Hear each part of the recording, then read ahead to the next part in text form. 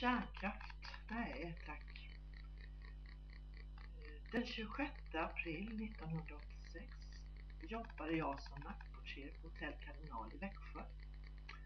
En av arbetsuppgifterna framåt morgonkulan var att sopa trottoaren utanför fastigheten. Och denna speciella morgon sopade jag som vanligt och samtidigt som jag njöt av stillheten. Ett litet regn föll över staden. Det var inget märkligt med det. Men det som ändå var märkligt var den speciella doft som regnet hade. En doft som jag aldrig känt förut. Senare fick jag på radion höra om Tjernobylkatastrofen. Det ofattbara, det som inte fick hända eller det som inte kunde hända enligt en del hade nu skett. Då började oron gnaga och regnets doft fick sin förklaring. En rädsla svepte över mig. Radioaktivitet föll ner över Sverige. Var det här nedfallet farligt för min kropp? Jag var bara 23 år i början av livet. Vem skulle kunna svara på det? Idag vet vi att tusentals människor dog. Att nära 6 miljoner människor i Ukraina, Vitryssland och Ryssland utsattes för förhöjd strålning. Att sköldkörtelcancer hos barn från Tjernobyltrakten ökade dramatiskt. Att cirka 5000 barn har dött i sköldkörtelcancer. Att jorden blev obrukbar. Att renägare i Sverige drabbades och att människor fick bryta upp, flytta och byta sina liv. Idag betalar vi fortfarande ersättning till rennäringen i Sverige. Det här är historien om en av de största kärnkraftsolyckorna hittills. Det var en enskild olycka som hade stora effekter för människor och miljö och som ledde till andra oanade konsekvenser. Olyckan i Tjernobyl beräknas ha kostat Ukraina, Vitryssland och Ryssland 1000 miljarder kronor fram till 2005.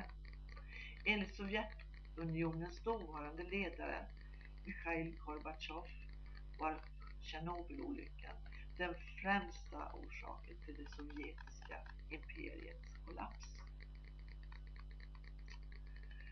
På något underligt sätt har den nuvarande regeringen valt att omtolka hela den tidigare breda överenskommelsen.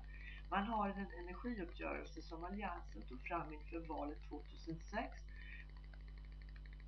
sagt att man inte ska komma överens om någon avveckling. Avvecklingslagen upphävs därmed. Men man sa också att den nuvarande lagen som förbjuder uppförandet av nya kärnkraftsreaktorer i Sverige skulle behållas, att nya reaktorer inte kommer att påbörjas eller uppföras under mandatperioden. Men den överenskommelsen och det löftet har man nu struntat i. Det är just därför den här debatten visar på ett svek som den nuvarande regeringen har utsatt svenska folket för. Ett budskap som verkar ha en dold agenda. Ett budskap med 2 tungor. Regeringen föreslår alltså ändringar i lagen om kärnteknisk verksamhet och ändringar i miljöbalken istället för att stå fast vid en avvecklingsbeslut som visar åt vilket håll Sverige vill gå avseende energilösningar. Väljer regeringen kärnkraftsvägen istället för framtidsvägen. Framtidsvägen är energisäker, framställd, förnybar energi. Den vägen är Miljöpartiets självklara val och den vägen har oppositionen gemensamt som mål.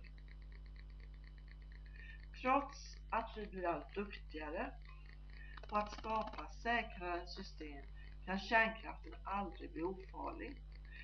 Det finns flera delar på kärnkraftsvägen som är både farliga, sårbara och miljövidriga. Vi har vetskaper om att olyckor händer då och då, att incidenter sker ganska ofta och att uran är råvaran som måste brytas. Det skapar oerhörda miljöeffekter och förstör människors livsmiljöer. Vi har också vetskapen om att problemet med avfallet från kärnkraft fortfarande inte är löst. Samtidigt fortsätter radioaktivt avfall att produceras varje dag, år efter år. Kärnkraftsolyckan i Tjernobyl var 1986. Det var en katastrof. 7 år tidigare, i mars 1979, hade vi en reaktorolycka i kärnkraftverket Harrisburg i Pennsylvania. Orsaken till det var en kombination av olyckliga omständigheter och tekniska fel. Speciellt missvisande indikatorer. Resultatet blev en partiell härdsmälta. Det var då vår folkkära Tage Danielsson författade en av sina mest kända texter om sannolikhet. Förutom olycksrisker och katastrofer finns det problem som i den kontinuerliga kärnkraftsproduktionen. Det är det avfall som hela tiden produceras. Det finns idag 1 miljard ton radioaktivt avfall i världen. Att fortsätta producera sådant avfall är ett brott mot framtida generationer. Hur det förhåller sig med avfallet inom EU är en oklarhet. Idag har vi en avfallslag som inte tillåter export eller import av kärnavfall. Men som bekant kan lagar ändras. Grundregeln inom EU är att farligt avfall kan exporteras till annat land om behandlingen där anses bättre ur miljösynpunkt. Om vi fattar beslut som djupförvar i Sverige, kanske andra länder kan komma att kräva att få använda avfallet. Vi har ett problem med kärnkraften som vi redan gjort oss beroende av i Sverige. Så är det. Vi kan välja en annan väg och det är fullt möjligt. Idag står kärnkraften endast för 6% av jordens energiproduktion. Det är alltså en väldigt liten del. Sverige behöver inte vara det land som driver fram nya kärnkraftssatsningar. Vi behöver göra det som vi har sagt vi ska göra. Fasa ut kärnkraften och skapa säkra energisystem. För det behövs en långsiktig, konsekvent politik. Politik som tror på alla de alternativ som finns idag. Både finns och utvecklas. Och som skapar hållbara jobb och säkra energisystem. Och som har en solidarisk vision inför kommande generationer. Framtidsvägen.